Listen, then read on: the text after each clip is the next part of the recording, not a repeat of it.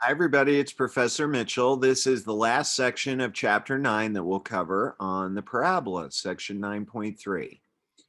So in this section, we will graph parabolas with vertices at the origin, write equations of parabolas in standard form, graph parabolas with vertices not at the origin, solve applied problems involving parabolas, and then finally, we'll wrap up the last three sections by identifying conics without completing the square.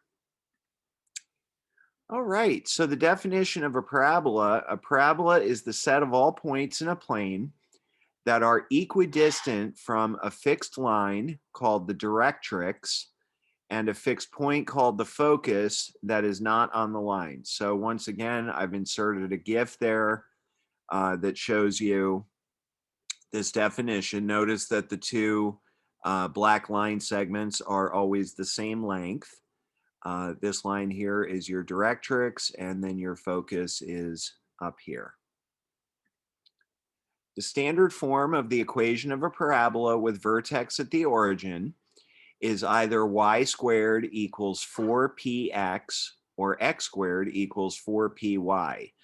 So the first form is a parabola that opens sideways, and the second form is a parabola that opens up or down, the kind that you're already familiar with. Just a couple of other things to point out here. So the number P tells you the focus. So if it's a sideways opening parabola, the focus is at P0, and the directrix is the vertical line x equals opposite P. And in the case of an up or down opening parabola, the focus is at 0p, and the directrix is the horizontal line y equals opposite p. All right, so now we'll look at an example. We want to find the focus and directrix of the parabola given by y squared equals 8x, and then we'll graph this parabola. So notice that the given equation y squared equals 8x is in the standard form y squared equals 4px. So by comparing those two equations, you see that 4p is equal to 8, which means that p equals 2. Because p is positive, the parabola with x-axis symmetry opens to the right. The focus is 2 units to the right of the vertex, which is at 0, 0. Therefore, the focus is at the point 2, 0. And the directrix, which is y equals opposite p, would be, x equals opposite p, would be x equals -2. To graph the parabola, we'll use 2 points on the graph that are directly above and below the focus. Because the focus is at 2, 0, substitute 2 for x in the equation y squared equals 8x, which gives you y squared equals 8 times 2, y squared equals 16, which means y is either positive or -4. So 2 points on this parabola that are above and below the focus are 2, 4, and 2, -4. So that is enough information to graph this parabola. Remember, the vertex is at 0, 0.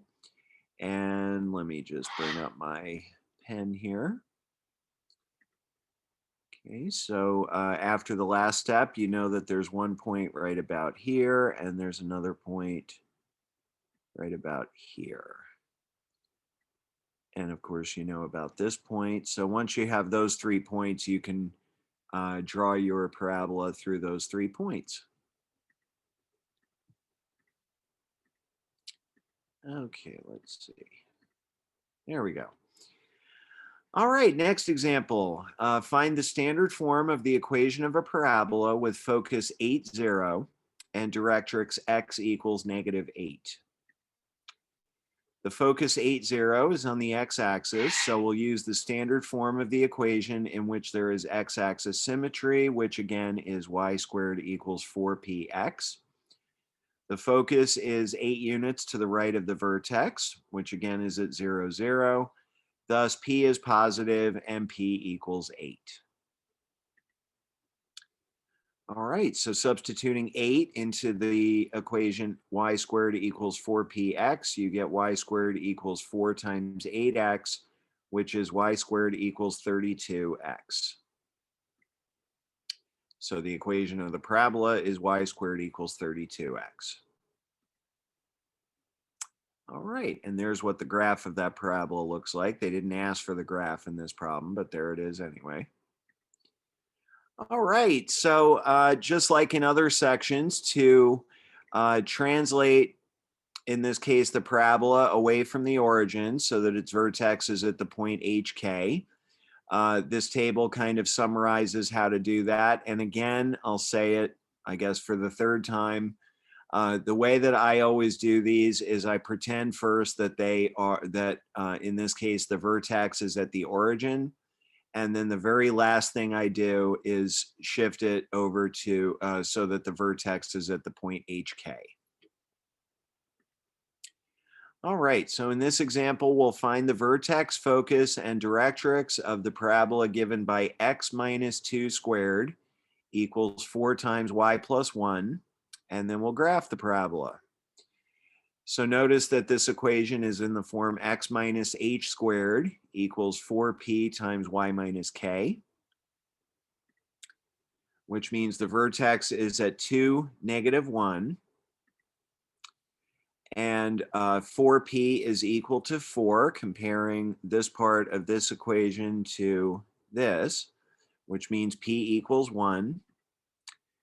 And so the focus is located 1 unit above the vertex of 2, negative 1, which means the focus is at 2, 0. And the directrix is located 1 unit below the vertex. So that would be the horizontal line y equals negative 2. All right, so again, your vertex is 2, negative 1, your focus is 2, 0, and your directrix is y equals negative 2. All right, and so we'll end our discussion of parabolas specifically with this application problem. An engineer is designing a flashlight using a parabolic reflecting mirror and a light source. The casting has a diameter of 6 inches and a depth of 4 inches. So first question, what is the equation of the parabola used to shape the mirror? And second question, at what point should the light source be placed relative to the mirror's vertex? So we'll position the parabola with its vertex at the origin and opening upwards. And again, since the diameter of the casting is 6 inches and the height is 4 inches, that means that this parabola is going to pass through the point 3, 4. The focus is on the y-axis located at the point 0p. So the form of this equation is x squared equals 4py. And since the point 3, 4 lies on the parabola, we can substitute that point into this equation to find p. So setting x equal to 3 and y equal to 4, we get 3 squared equals 4p times 4, which means 9 equals 16p, which means p is 9/16. All right, and finally, we'll substitute 9/16 into the equation x squared equals 4py to obtain the standard form of the equation of the parabola. That would give you x squared equals 4 times 9/16 y, which simplifies to x squared equals 9/4 y. So that answers the first question. The equation of the parabola used to shape the mirror is x squared equals 9/4 y. And then the light source should be placed at the focus. So that would be at the point 0, 9/16, or 9/16 inches above the vertex. All right, so now we'll end this section by talking about identifying conic sections by their equations. A non-degenerate conic section of the form ax squared plus cy squared plus dx plus ey plus f equals 0. This is what I call alphabet soup, in which a and c are not both 0, is one of the following. It's a circle, if A is equal to C. It's a parabola if A times C equals 0, which is just another way of saying that either A or C is 0, because in the equation of a parabola, you have an x squared or a y squared, but you don't have both. It's an ellipse if A is not equal to C, but A times C is greater than 0. And this is another way of saying that A and C have the same sign. And finally, it's a hyperbola if A times C is less than 0, which means A and C have opposite signs.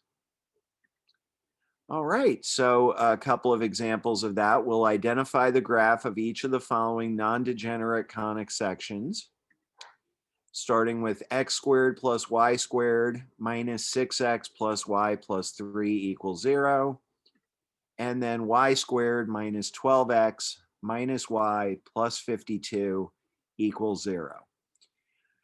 So in the first equation, I noticed that there is both an x squared and a y squared term. So immediately that makes it not a parabola. And because the coefficients of the x squared and the y squared terms are equal, they're both 1, that means that equation is a circle. Since A is equal to C, this is a circle. And in the second equation, I notice I have a y squared but no x squared, and that immediately makes this equation a parabola. Since A times C is equal to 0, this is a parabola. That's going to do it for section 9.3, and in most semesters, that's going to do it for pre-calculus. So I hope you enjoyed it, and we will see you another time.